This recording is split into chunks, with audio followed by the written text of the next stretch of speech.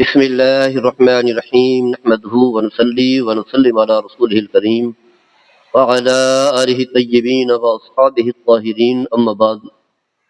حضرات گرامی، ماہ رمضان کے آنے سے پہلے تزکیہ باطن ضروری ہے.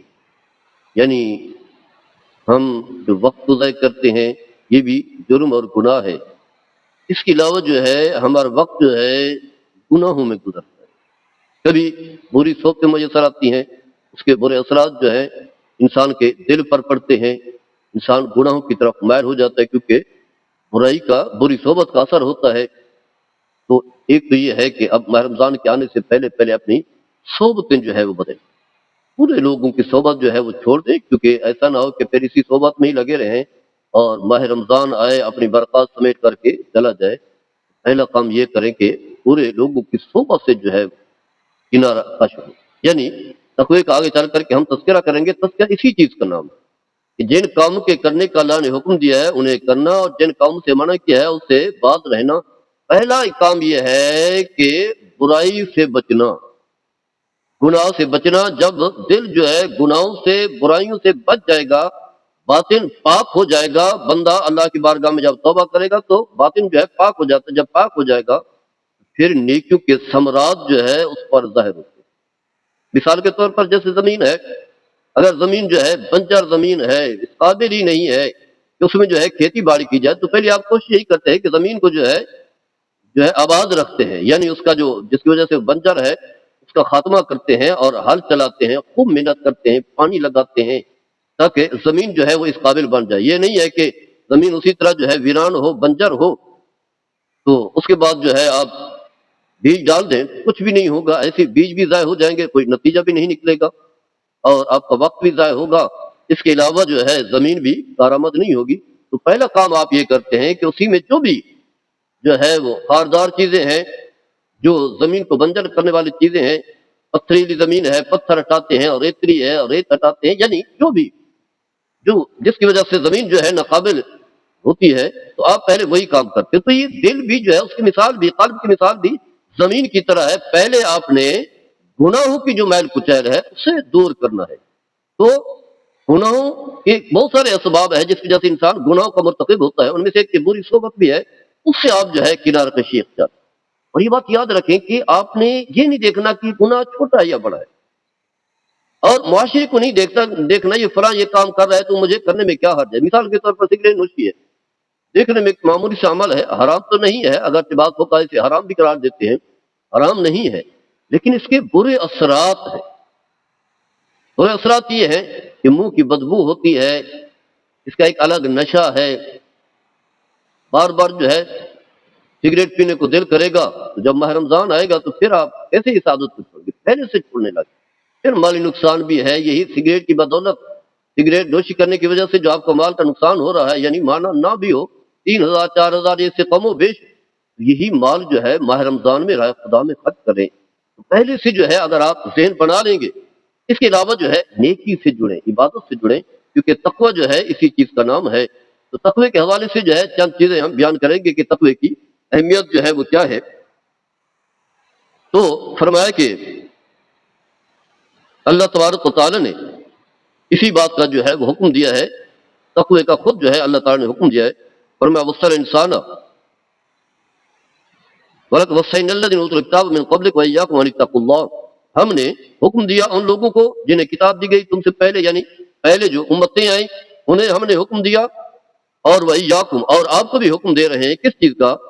أَنِ اتَّقُوا اللَّهَ اللہ سے ڈریں. یعنی وہی تقوی اختیار کریں، اللہ کی نافرمانی سے بچیں، اللہ کو ناراض کرنے سے بچیں، کرنے والے کام جو ہے کریں، اور جن کاموں سے اللہ نے منع کیا اس سے باز رہیں. تو یہ ہے تقوی. فرمایا وَإِن تَكْفُرْ فَإِنَّ لِلَّهِ مَا فِي السَّمَاوَاتِ وَمَا فِي الْأَرْضِ وَكَانَ اللَّهُ غَنِيًّا حَمِيدًا. فرمایا کہ اگر تم ناشکری کرو گے، کفر کرو گے، اللہ کے احکام کو بجا نہیں لاؤ گے، تو فرمایا اللہ کو کسی کی پرواہ نہیں ہے. اللہ ہی کے لیے جو کچھ آسمان و زمین میں ہے، اور اللہ تعالیٰ جو ہے بے نیاز بھی ہے اور قابل تعریف بھی ہے. اس کے علاوہ نبی کریم صلی اللہ علیہ وسلم نے بھی، یعنی اللہ نے بھی تقوی اختیار کرنے کا حکم دیا ہے، اور اللہ کے حبیب صلی اللہ علیہ وسلم نے بھی حکم دیا ہے اور آپ نے اپنی امت کو، اللہ نے اپنی مخلوق کو اور میرے آقا صلی اللہ علیہ وسلم نے اپنے غلاموں کو، خادموں کو، آپ کے سے محبت کرنے والوں کو آپ نے جو ہے حکم دیا ہے۔ اور راوی حضرت ابو امامہ رضی اللہ تعالی عنہ ہیں، فرماتے ہیں کہ میں نے رسول اللہ صلی اللہ علیہ وسلم کو حجۃ الوداع کا خطبہ دیتے ہوئے ارشاد فرمایا، جب آپ نے حج فرمایا ہے کہ آپ نے حج کیا، اس موقع پر آپ نے جو خطبہ دیا، بہت ساری چیزیں بیان کی، ان میں سے آپ نے یہ بھی فرمایا کہ اتقوا ربکم، لوگوں اپنے رب سے ڈرو، اس کی نافرمانی سے اپنے آپ کو بچاؤ، اس کے احکام کو بجا لاؤ۔ اور میں وصلوا خمسکم وصوموا شہرکم، 5 وقت کی نماز پڑھو، ماہ رمضان کے اور روزے رکھو۔ وَآتُوا زَکَاةَ أَمْوَالِکُم، اللہ نے جو تمہیں مال دی ہے اس کی زکوٰۃ ادا کرو۔ وَأَطِیعُوا أُمَرَاءَکُم، اور جو تمہارے نیک حکمران ہیں، جو حق کی بات کہتے ہیں، جو سیدھی راہ پر چلنے والے ہیں، ان کی بات کو مانو، انہیں اہمیت دو، ان کی اطاعت کرو۔ اور میں تدخلوا جنت ربکم، جب یہ کام تم کرو گے تو اپنے رب کی جنت میں داخل ہو جاؤ گے، یعنی اللہ تعالیٰ تمہیں جنت عطا فرمائے۔ تو جنت پانے کے لیے جو ہے تقوی جو ہے ضروری ہے۔ اس کے علاوہ دیکھتے ہیں ہم صحابہ جو ہیں اور رضوان اللہ تعالیٰ عنہم اجمعین، جو میرے آقا صلی اللہ علیہ وسلم کے فیض یافتہ ہے، ان کی زندگی بھی یہی ہے، وہ بھی لوگوں کو جو ہے تقوی کا حکم دیا کرتے تھے۔ تو آپ جو ہے اپنے بیٹے حضرت عبداللہ بن عمر اور رضی اللہ تعالی عنہما کو حکم دیتے ہوئے فرماتے ہیں، فرمایا کہ فإنی اوصیک بتقوی اللہ عز وجل فإنہ من اتقاہ وقاہ ومن اقرضہ جزاہ ومن شکرہ زادہ۔ فرمایا کہ میں تمہیں اللہ کی نافرمانی کا حکم دیتا ہوں، نافرمانی نہ کرنے کا، اللہ کی نافرمانی سے بچنے کا حکم دیتا ہوں، یعنی کوئی تقوی، اللہ کی نافرمانی سے بچیں، جن کاموں سے اللہ نے منع کیا اس سے باز رہیں، اور جن کاموں کے کرنے کا اللہ نے حکم دیا انہیں کریں۔ فرمایا کہ جو شخص اللہ کی نافرمانی سے بچتا ہے، اللہ تعالیٰ گناہوں سے اسے بچاتا ہے، اللہ تعالیٰ کی حفظ و امان میں آ جاتا ہے۔ اور پھر فرمایا اس کے علاوہ جو ہے، فرمایا کہ اگر جو ہے وہ کسی کے اوپر جو ہے وہ اللہ کی راہ میں جو ہے وہ قرض دے، مال دے رہا ہے، خدا میں خرچ کرے، تو اللہ تعالیٰ اس کا بہترین بدل جو ہے عطا فرماتا ہے۔ اور پھر فرمایا جو اللہ تعالیٰ کی نعمت کا شکریہ بجا لائے، اللہ تعالیٰ اسے بڑھا کر کے عطا فرماتا ہے۔ اسی طرح حضرت علی المرتضیٰ رضی اللہ تعالی عنہ نے بھی ایک شخص کو جو ہے نصیحت کرتے ہوئے آپ نے فرمایا اسی کا بتقوی اللہ عز وجل الذی لا بد لک من لقائہ ولا منتہی لک دونہ وہو یملک الدنیا والآخرہ۔ فرمایا کہ میں تمہیں تقوی کا حکم دیتا ہوں، یعنی اللہ کی نافرمانی سے بچیں، اللہ کے احکام کو بجا لائیں۔ فرمایا کہ یہ ضروری ہے تمہارے لیے اللہ سے اگر ملاقات کرنی ہے، اس کے بغیر جو ہے فرمایا تمہارے لیے کوئی چارہ ہی نہیں۔ اور پھر فرمایا کہ اللہ تعالیٰ ہی ہے جو دنیا اور آخرت کا مالک ہے۔ اسی طرح دیگر بزرگوں کے بارے میں آتا ہے، وہ بھی لوگوں کو جو ہے تقوی کا حکم جو ہے دیا کرتے تھے۔ ایک بزرگ ہے جو اپنے بھائی کو تقوی کا حکم دیتے ہوئے کہتے ہیں کہ اسی کا بھی تقوی اللہ ہے۔ فرمایا کہ میں تمہیں اللہ کے تقوی کا، یعنی اللہ کی نافرمانی سے بچنے کا جو ہے تمہیں حکم دیتا ہوں، کیونکہ وہ اللہ تعالیٰ جو ہے تمہاری خفیہ باتوں کو بھی جانتا ہے، اور تمہارا رفیق ہے اعلانیہ میں، رقیب ہے، یعنی تمہارے اعمال کو دیکھ رہا ہے۔ اور پھر فرمایا کہ فجعل اللہ من ہوا بالک علی کل حال فی لیلک و نہارک۔ فرمایا کہ جو تمہارے ہر حال کو جو ہے وہ دیکھ رہا ہے، واقف ہے، تو فرمایا اس کی نافرمانی سے جو ہے بچے، اللہ کو اپنے سامنے رکھیں۔ اور اس کے علاوہ جو ہے فرمایا کہ آپ اللہ کی بادشاہت میں، سلطنت میں رہ رہے ہیں، تو اللہ کی نافرمانی کریں گے تو اللہ کی طرف سے عذاب ہوگا، کیونکہ جو شخص جس کی سلطنت میں رہ رہا ہے تو اس سے اپنے آپ کو جو ہے نافرمانی کر کے نہیں بچ سکتے۔ اس کے علاوہ بہت ساری چیزیں جو ہیں بیان کی گئی ہیں۔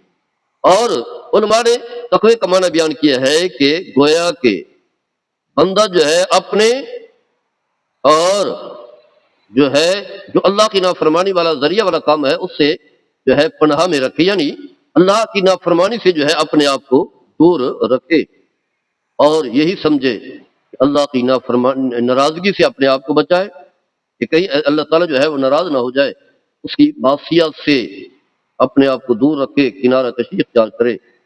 تو اس کی کیا برکات ہیں؟ برکات جو ہیں اللہ تعالیٰ نے بہت ساری جو ہے علماء نے جو ہے بہت ساری بیان کی ہیں۔